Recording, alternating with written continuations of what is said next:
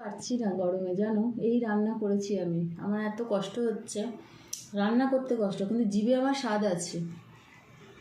পছন্দ হবে কিনা জানি না। চলুন, আজকে আমি চলে এসেছি আমার দুপুরের রান্নাবান্না করে বেড়ে নিয়েছি। যে ভাত, লেবু দিয়ে দিয়েছি, আর এটা হচ্ছে উচ্ছে আলু দিয়ে একটু চচ্চড়ি করেছি। বড়ি দিইনি আজকে, মনে ছিল কিন্তু গাফিলতি আর কি, দূর দেবো না।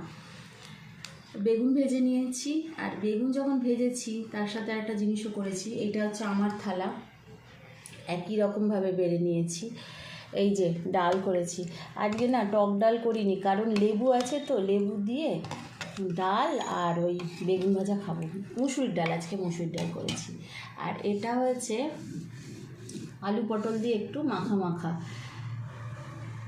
কারণ পটলটা করে নিলে আমার দুবেলা হয়ে যায় আর কোনো ঝামেলা লাগে না। আলু পটলের তরকারিটা আমার রাত্রে থেকে যাবে, এখন আর দুবেলা করে রান্না করতে ইচ্ছে করছে না।